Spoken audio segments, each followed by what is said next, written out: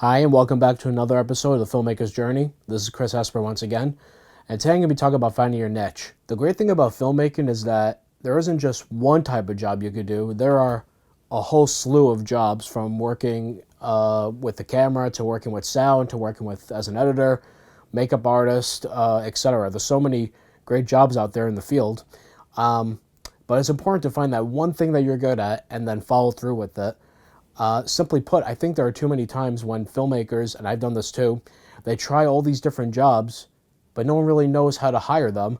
When I first got started, I was doing a lot of cinematography work. I was doing sound mixing, editing, and color grading, and oftentimes even assistant directing and producing. I pretty much done almost everything on a film set. But there are so many times, though, that I've been hired for cinematography work, let's say, and over somebody's hiring me for cinematography, but yet it's not something that I enjoy, and it's not what I want to do in my life. I want to be a director. For a while, I even had to turn down some jobs for cinematography because, one, I don't think I'm really that great at it, and number two, I felt I was being kind of pigeonholed into this job that I'm perceived to have, which I don't. I'm a director, and so in order for me to do that, I had to turn down a lot of work, and I had to tell people, no, I'm a director. You want me, then I'm going to direct. And you have to do the same thing as well for yourself. If you want to be a director, then only direct, or try it as much as you can to be a director. If you want to be a cinematographer, just do cinematography, etc. So if you want to be known for something, be known for the thing that you're passionate about and the thing that you feel that you're the best at. What's your niche? You have to find that niche, and that might take you a while to find. For some, it could take a few years. The trick though is to just keep working on these film sets and find out what is it that you love to do the most. What is your niche, and market that as your niche as part of your brand. Because, like I said, when you market yourself, you're an entity, and you are your own brand. So you have to find what is it about your brand that makes you who you are. Are you a director?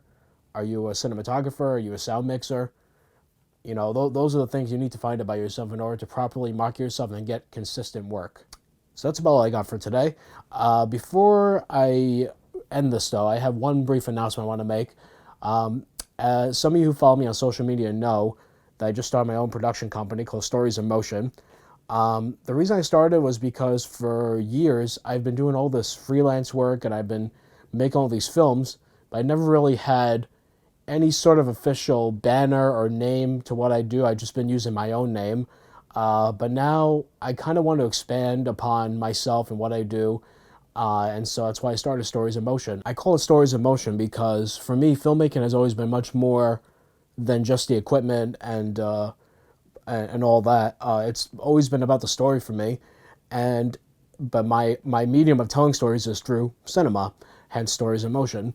But also what separates Stories in Motion from other companies is that my goal is to purely tell cinematic stories in the best way possible. For example, when I'm doing a wedding video, the new thing I'm offering couples now is to recreate their proposal or recreate their first day. It's like a little short film before the actual day of the wedding is shown in the video. And my reason for doing that is because I really want to connect the audience or whoever watches as to who's the story about, why is it important, why should we care about these people. And I think that's important in anything that you do, whether or not it's a film, a wedding, music video, or a commercial, etc. There should always be something to the core of the story that makes the audience want to continue to watch or be enticed to want to buy a product or whatever.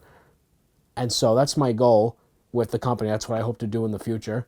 Thanks again for all the support, and I hope to see you on the next episode.